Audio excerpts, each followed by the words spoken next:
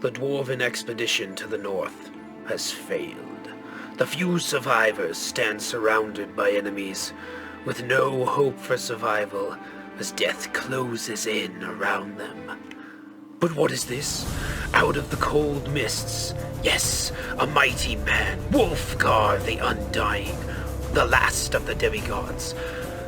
He leaps into battle, hefting his blade spear high above his head. He drives it down upon his enemies, and...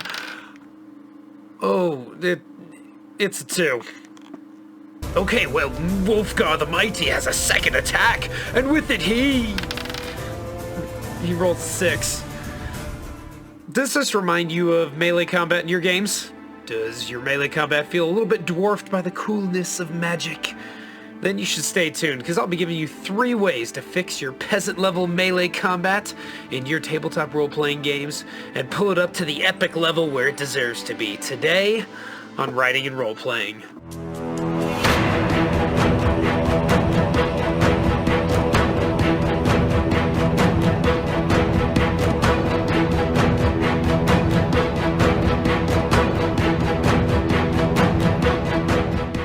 Hello everybody, my name is Jason Matthews and welcome back to Writing and Role-Playing, a series dedicated to helping inspire you in both your writing and your role-playing. Today we're going to talk about melee combat. I don't know about anybody else, but I find melee combat in tabletop role-playing games to be a bit boring. I mean, with magic you have spells that blow things up, freeze things, levitate, teleport, and all sorts of cool stuff.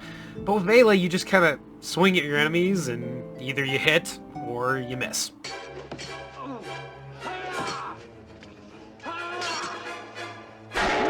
Now personally, I have always been about melee combat. That has always been my favorite kind of class to play, is the warrior or the rogue with the 2 daggers. And so to me, I think tabletop role-playing needs an upgrade when it comes to melee combat. Melee combat should be visceral, exciting, brutal. It should be so much more than it is. It should be epic.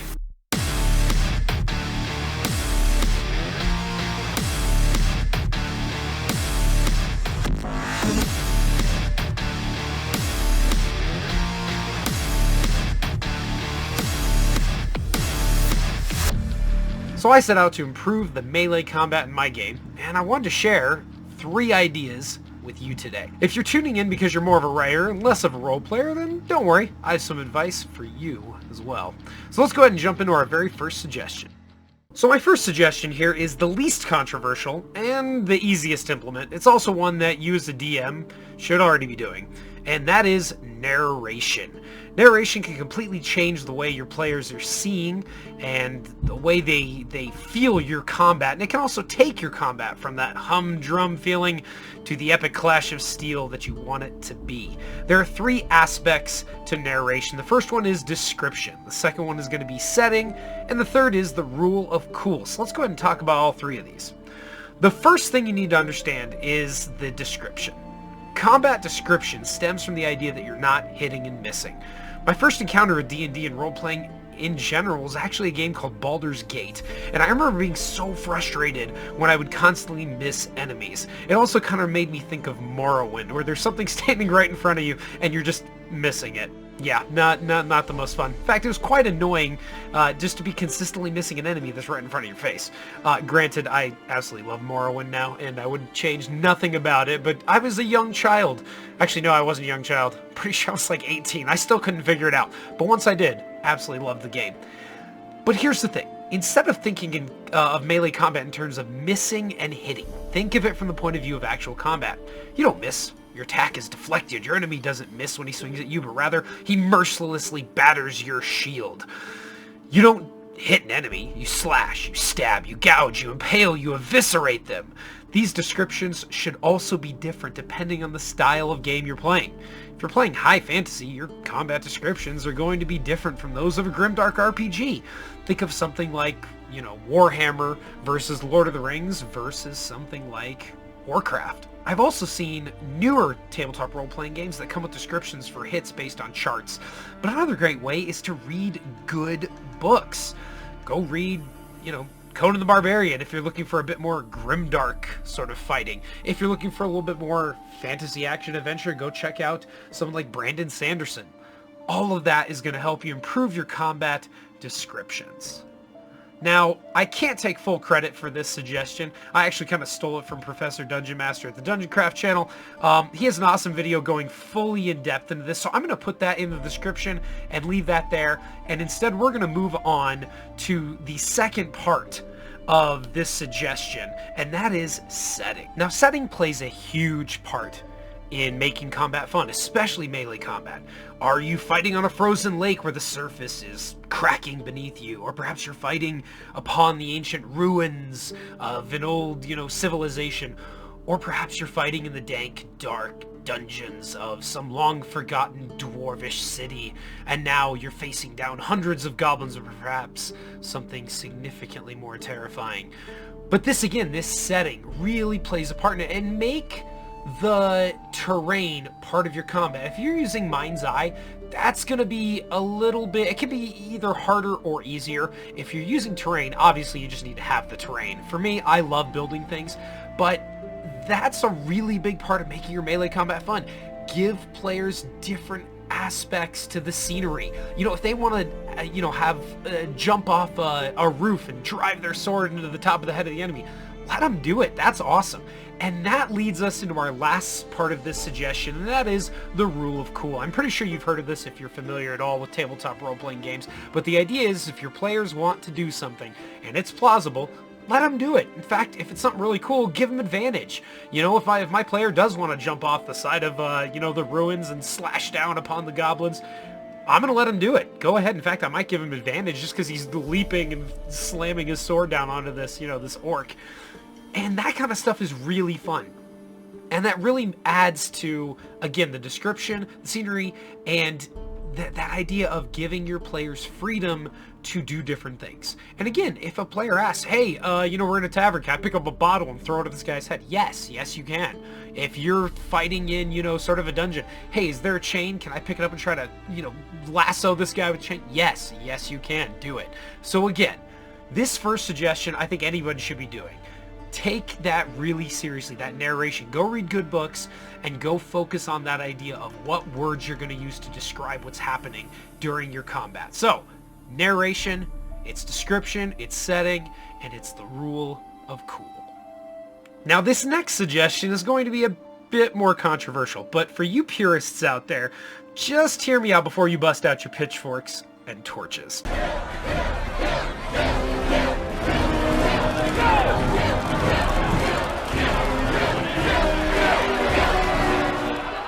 Look, those idiots don't even know where we live. One thing I didn't like about Melee when I first started playing tabletop RPGs was the lack of variety and choice. I mean, I could pick my weapon, but not much else. So I started to kind of look at ways to add variety and strategy to my melee combat, and I settled on this idea of combos and targeted attacks. Let me explain what I mean. If you've ever played a fighting game like Street Fighter, or if you played a beat-em-up like Devil May Cry, you know how combos work. Push your light attack, button twice and the heavy attack once, and you get a different combination than if you had pushed heavy attack 3 times. So I took this concept and I applied it to the tabletop RPG. I'm going to go ahead and throw up on the screen now my melee training tables. To start, we have basic martial training, which allows a player to use experience points to purchase the training and gain these various benefits. A sword receives no real benefits to it, but it also has no drawbacks. Axes obviously cannot stab, and so on. So depending on what sort of weapon you have, this gives you advantages and disadvantages, and this leads into the second part of my table, and that is targeting. You can also target different parts of the body, and you gain different advantages and disadvantages for doing that. Is the swordsman giving you trouble? Well, try to disarm him, attack his arms. Or perhaps that scout is constantly dodging around? Well, cripple her, hit her legs. And so I wanted to kind of add another layer of strategy to my melee attacks, and I did it through this sort of targeted system. So quickly, let me just explain these attacks. A slash is always side to side, a stab is always a piercing attack forward, and a chop is always top down. So as you can see, we have Aragorn here. He has a sword, so he is capable of slashing, stabbing, and chopping with no advantages or disadvantages. But Gimli, on the other hand, has an axe. He can slash and he can chop with an advantage, which means he gets to re-roll the attack die and pick the highest number. The axe, though, cannot do any sort of stabbing attack. So if we look at our journeyman martial combat moves, Aragorn can try to slash, stab, or chop at someone's head, and of course he has disadvantage. Now, in my game, disadvantage kind of counts as like a -2 when counting advantages or disadvantages. Basically, you'll re-roll the attack die twice and pick the lowest number. But if you have advantage and disadvantage, they don't necessarily counter each other out. You would need 2 advantages in order to counteract 1 disadvantage. So if you're going for the head and you're trying to chop it, you're still rolling at disadvantage. That kind of evens it out and makes advantage, actually a special thing that you get and not just a constant. Now there's a third part to this system, and that's where it gets really interesting. And this is combo tables. These are advanced strikes that come in combinations. So, for instance, you can attack with a slash, attack with a chop from, down, and then you can stab. And that will give you a specific benefit, such as piercing armor, or maybe it'll give you the benefit of crippling a limb or something like that. But coming up with these various benefits for completing these combos is, I think, a really cool thing. So now my melee characters actually think about what they do before they do it. They're not just swinging away. They're planning it out. They're thinking, okay, this guy I'm fighting has heavy armor, so I really need to get some piercing damage. Let's use my combo attacks. Or maybe, this guy is really fast. He keeps dodging back and forth. Well, I'm going to cripple his legs. Again, one of the main goals I had was I really wanted to make combat more than just hits and misses. And this system may seem complex, and it does take players time to get used to it, but I found it really helpful to just attach these to the back of the character sheets so they can always reference them. And again, it really adds another layer of depth to my melee combat and makes those fighters so much more fun to play. Alright, so now we are on to our third and final suggestion. Now this one right here, this might be the most radical idea. This might be the one that gets you to start hurling tomatoes and rotten fruit at me. But again, I just ask you to hear me out. This last suggestion involves dice. Now, I love dice. I think the D20 is a great dice. But I don't actually use it for combat. Instead, all my combat is based around a different set of dice altogether. These right here that you're seeing are from the board game Descent, Journeys in the Dark. Some of them are from the 2nd edition, and some of them are also from the 1st edition of the game. Now these games are, the first one especially is a bit older, and this is actually the game that got me into tabletop gaming. I played this when I was in high school, and it was awesome. I was so blown away by how cool this was. And I kind of thought I was a jock in high school. I wasn't. Hint, but kind of thought I was, and I thought I was way too cool for things like tabletop role-playing, and turns out I definitely was not, and I had no idea what I was missing. And this game was kind of the introduction to that. Now, these dice are kind of interesting, and let me kind of explain why I like them so much. The blue die is always rolled to hit in Descent 2nd edition. In the 1st edition, you also have a dark blue die, a red one, and a white one. Anytime you roll an X, that means a miss, a failure, or maybe the enemy blocks the attack or dodges it, but anything else on these dice is a hit. The numbers are used for ranged attacks, so in melee we don't really need to worry about them. The hearts count as damage, and the surges are something special. In Descent, each weapon has different abilities that you can employ using surges, something that I have taken into my game. A standard steel sword may only have +1 damage on a surge, but something like the legendary katana Masamune would have +2 pierce, +3 damage, or a D2 bleed for D4 rounds, or something interesting like that. The more surges you roll, the more abilities you can use. And I still have critical hits, but they work a bit differently. On a 6, when the dice is roll, or the highest that you can roll on a hit dice, that counts as a critical hit.